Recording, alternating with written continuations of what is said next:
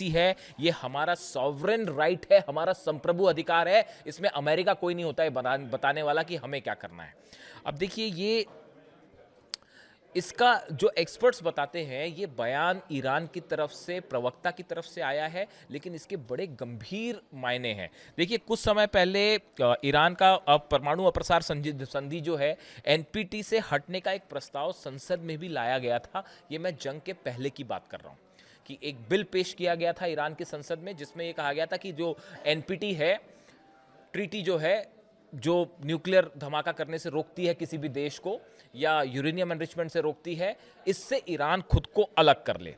ईरानी सांसद मलेक शरियाती ने कहा था कि इस प्रस्ताव में देश की परमाणु नीति में महत्वपूर्ण बदलाव शामिल है। इसमें एनपीटी से बाहर निकलना, परमाणु समझौते के तहत ईरान की प्रतिबद्धताओं को नियंत्रित करने वाले कानूनों को रद्द करना और सहयोगी देशों के साथ मिलकर शांतिपूर्ण परमाणु तकनीक विकसित करना भी शामिल है।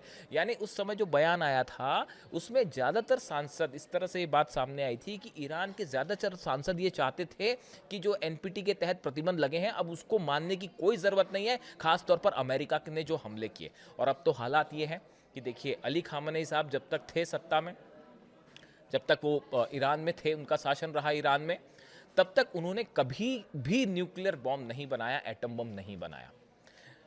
अमेरिका ने अपने हमलों में एक ऐसे नेता को शहीद किया जो कभी एटम बम नहीं बनाना चाहता था।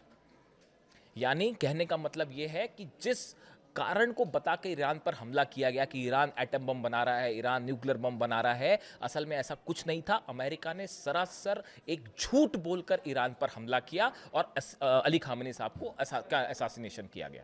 उसकी बुनियाद सिर्फ एक झूठ थी। इस तरह के तमाम कमेंट्स जो हैं वो ईरान से देखने को मिल रहे हैं, कई एक्सपर्ट्स ये बात कह रहे हैं। लेकिन अब जब अली खामेनी साहब का असैसिनेशन होता है, छोटे छोटे बच्चों का कत्ल होता है, ईरान पर हमले होते हैं, इंफ्रास्ट्रक्चर को, हॉस्पिटल्स को निशाना बनाया जाता है, उसके बाद अब ईरान की जनता कह रही है कि अब जो है किसी तरह का कोई प्रतिबंध मानने की जरूरत नहीं है। और ईरान के प्रवक्ता का ये बयान बता रहा है कि ईरान ने बड़ा फैसला कर लिया है, शायद वो एटमी टेस्ट का फैसला है। अब यूरेनियम एनरिचमेंट रुकेगा नहीं, बल्कि तेजी से आगे बढ़ेगा।